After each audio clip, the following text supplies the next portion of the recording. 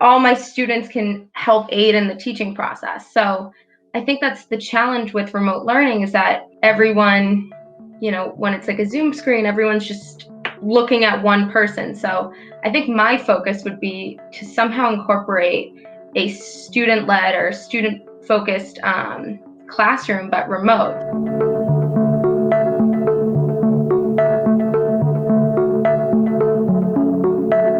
Welcome everybody to Visionary Teacher YouTube channel. My name is Seb and my today's guest is Ashleigh Hammar. Ashleigh is a middle school teacher in private Catholic school in Beverly, Massachusetts. You're a new teacher, so you have a very fresh point of view on the teaching experience, and that's what we're gonna talk about. I'm pretty sure that you will be able to share your experience as a new teacher. It's going to be very helpful to all the students at universities that want to become teachers. So maybe I will just start with the first question, because when I've been looking for teachers to interview, your profile was very different from most of the teachers. You said straight away that you use a lot of gamification in your classroom. So I wanted to know, how do you use this gamification and what are the results of it? So I took a gamification class back when I was at Emmanuel College. It was just a short course that I took, I think, my junior year, and our professor taught us about how to use tools to just become more engaging. So taking a traditional lesson and adding some sort of like twist. So it really resonated with me because I am a very competitive person. So I always try to kind of give my students, something similar to what I enjoyed, I guess. I'm new from college, so I think I have a lot of experiences that I've realized really worked for me, and so I use that in my classes. So for me, gamification isn't just playing a game. It doesn't always have to be digital, or it doesn't have to just be like a physical game. You can kind of make anything into a game or add some sort of value to it. I believe that motivation really comes from what's at stake. So, for example, my motivation to go to work is because, my life is kind of at stake. I need to be able to afford things.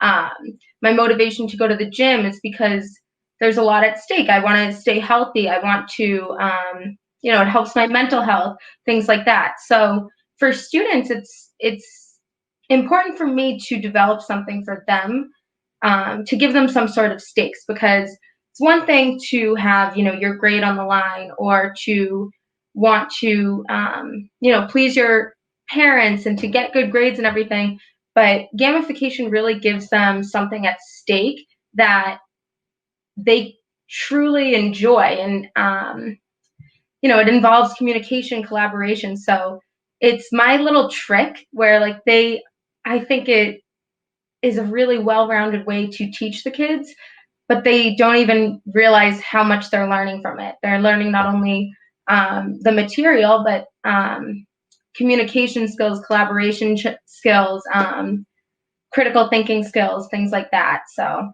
that's why it's really important for me. If you do use gamification, it is important to give them some sort of reward, I think, even if it's just positive reinforcement, but not to really just keep rewards in mind. Not so much giving them rewards every time they do well, but rewarding good communication, good collaboration, not just rewarding the top players or the top winners. To just really, it gives the teacher an opportunity to just reward the good and the positive things that we have going on in the class. Wow, great. Thank you very much for the answer. And before we started this interview, we actually had a very nice chat, right? And you mentioned that actually you teach hybrid. You have a couple of students online and a couple of students in school. So you have some experience with remote teaching as well, which is kind of new, right? This year, well, it just put upside down everything we knew about, everything, every single process in education. So what do you think that remote teaching can, and what do you think that remote teaching can become a new standard, maybe in a couple of years? Yeah, so I was thinking about this, and I've put a lot of thought into this idea of remote teaching and if it can work, if like how we can get it to work. Personally, I've taken one online course myself, but I was in college, and it worked for a lot of my friends in the class, but for me, I'm like, it is so easy to just fly through this course and not actually learn anything. But I think that's because the way it was set up was more like progress based rather than like date based, or I don't really know how to put it into words, but we would have like just like projects due, and if we completed them, then we'd pass. And so I think it all depends on how you run the course. Like you were telling me how you teach fully or you educate fully online, um, and you found a way to do that.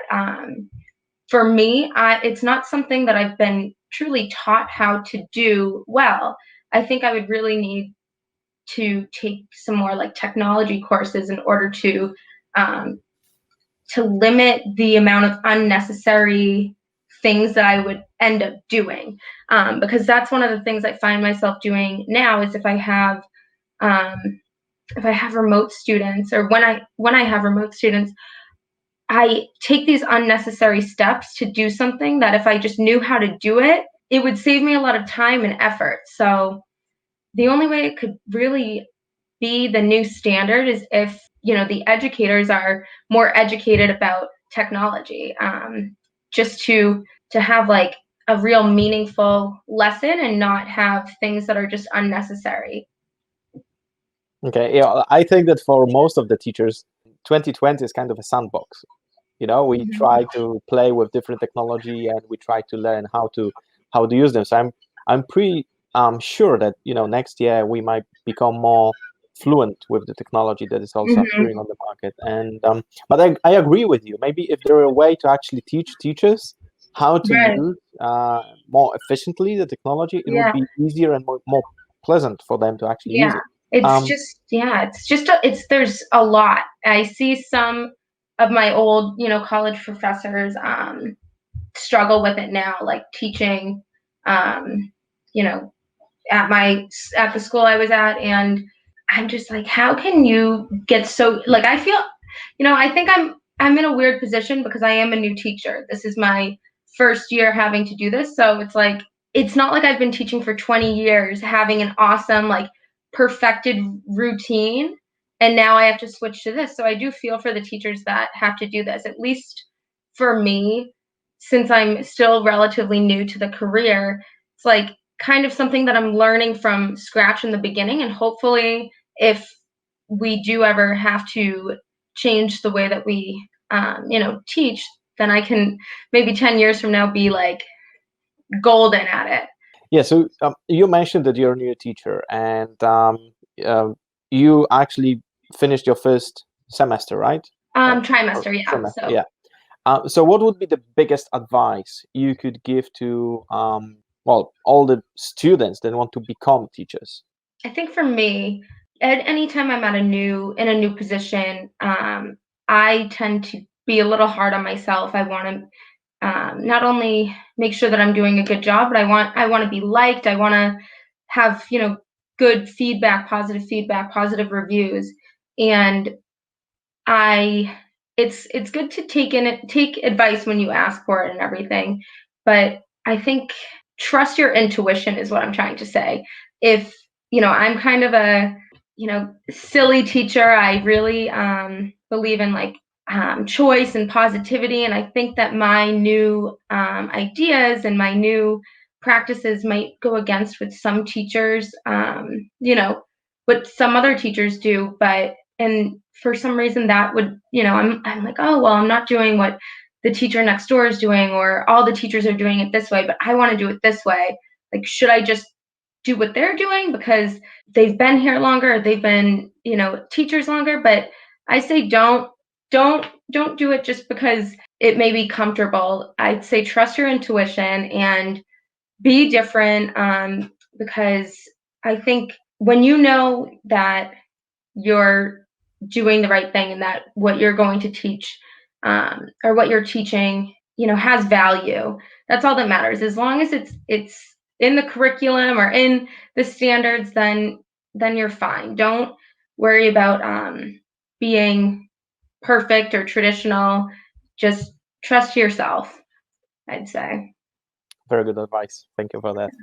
And I think the next question is going to be a bit more difficult. So if you would have to switch to remote teaching fully, because now you're hybrid, right? If you would have Mhm. to switch fully to remote teaching and stick with it for the rest of your career, what would your focus be and how would you embrace it? Because I imagine it would be a huge challenge. Yeah. This this would be hard for me because I like to see my students face to face. It's hard. Um, I know some schools, they have rules like to turn their mic off and turn their camera off, but I'm like a huge advocate for collaboration and communication, and I'm really big on student choice and student having like a student led classroom rather than a teacher focused classroom. So for example, like I personally don't like and don't ever want to be that teacher that stands in front of the chalkboard and just gives students information that they have to memorize and give back to me. I i want to be a teacher that really just all my students can help aid in the teaching process. So I think that's the challenge with remote learning, is that everyone, when it's like a Zoom screen, everyone's just looking at one person. So I think my focus would be to somehow incorporate a student led or student focused classroom, but remote. So I would probably have a lot of different projects and opportunities for students to work together and have their own little meets on the side so that they can then bring it back into the overall class and then be able to teach and talk to, communicate and collaborate with the students, if that makes sense. So instead of me just lecturing, I'd really want to have like different topics that others that the students can actually collaborate on together and then bring it back to the class. They have the opportunity to use their communication skills and learn new techniques of their own. So I don't know if that made sense, but um, It does make sense. It yeah, does make sense. So don't worry about that. yeah. And talking about remote teaching, how would you imagine that the education process will look like in 10 years?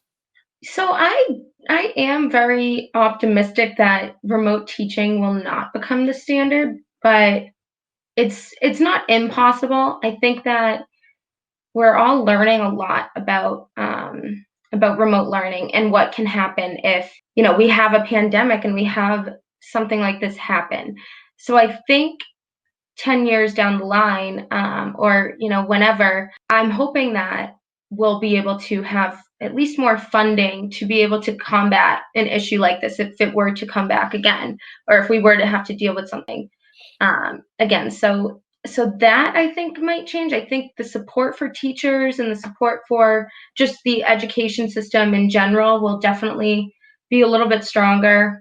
It's possible that teachers in general will just learn a lot, or just learn more techniques to bring into the classroom, whether it be just different resources so that they can teach in different ways to support students who may opt out of coming in, because who knows what could happen. We've obviously seen it this year, but I just think in general it will probably be pretty similar, just with more support.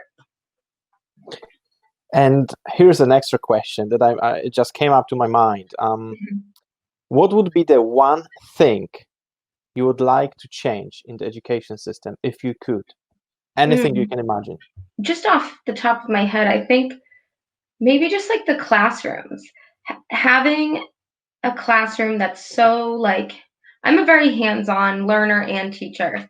So I think having the classrooms that we all like can kind of just picture in our mind where like you just have rows of desks, you have like the teacher at the front.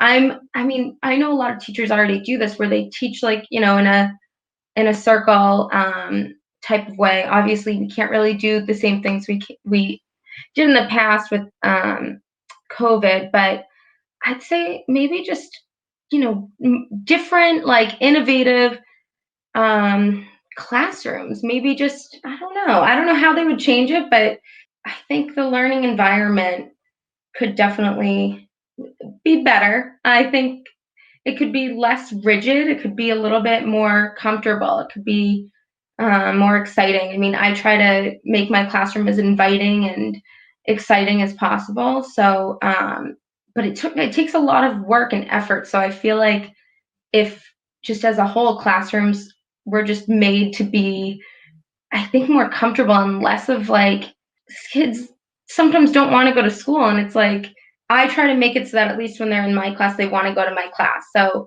just making classrooms a more just inviting, comfortable space would be what I would want to change. I could Okay. probably think of a couple more things too, but off the top of my head. Yeah, it was an extra question. I didn't actually expect to Oh, ask it's this question, okay. but it just came up to my mind. Okay, Ashleigh. So, well, that's all that I prepared for this interview, and I'm very grateful that you found 20 minutes of your time to actually talk to us.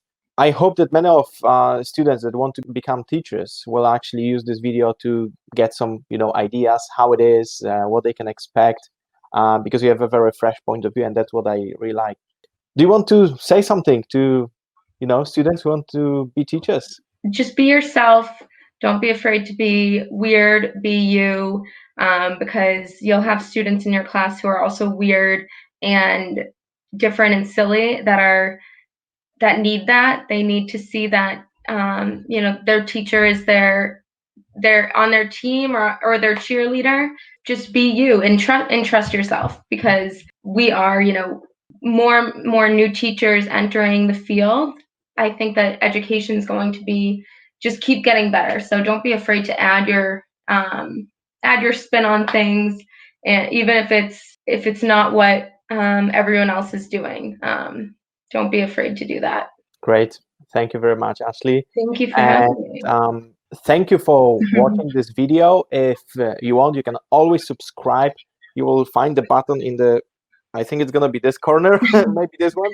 Also, if you have anything that you could add to this conversation, feel free to leave a comment in the section below. And also, Ashleigh, if you don't mind, maybe you will leave a link, maybe to your LinkedIn profile or another profile that maybe Instagram. Sure. Anything you will like, we can put in the description below. Yeah, So I maybe have. if somebody will have any questions to you, they can just contact you directly. Okay. Perfect. So thank you again for watching this video and see you next week. Bye. Bye.